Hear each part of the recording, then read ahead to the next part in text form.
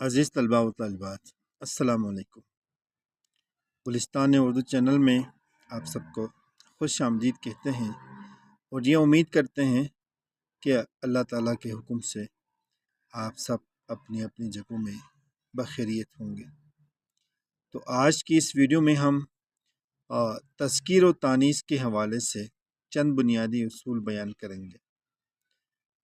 تو آئیے دیکھتے ہیں۔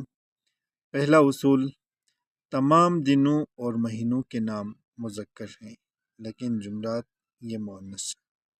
اس سے قبل میں آپ کے سامنے یہ مذکر اور مؤنث کی تعریف بھی کرنا ضروری سمجھوں گا کہ مذکر کیا ہے۔ تو مذکر نر چیزوں کے لیے مذکر کا لفظ استعمال کیا جاتا ہے اور مادہ اشیاء کے لیے مؤنث کا لفظ استعمال کیا جاتا ہے۔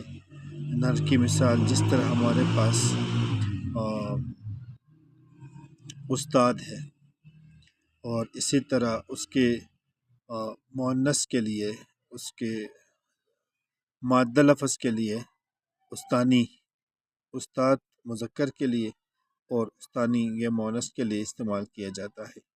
تو اب آئیں ان اصولوں میں سے ایک اصول آپ کو بتا دیا کہ تمام دنوں اور مہینوں کے نام مذکر ہیں لیکن جملات یہ مؤنث ہوگا۔ اسی طرح تمام آوازیں یہ مؤنث ہیں۔ جتنی بھی آوازیں جیسے کائیں کائیں، میں، سائیں سائیں، اس کے علاوہ بھی جتنی بھی آوازیں ہیں وہ ساری کی ساری مؤنث ہوں گی۔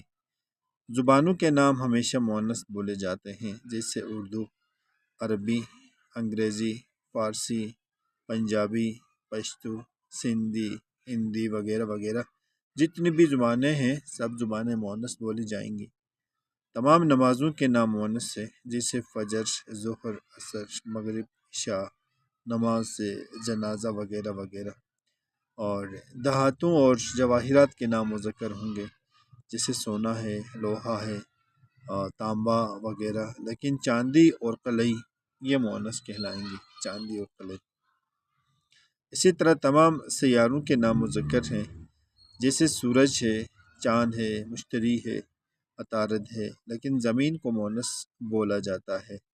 تمام دریاؤں، پہاڑوں اور سمندروں کے نام مذکر ہیں لیکن گنگا اور جمنا یہ مؤنث کہلائیں گے۔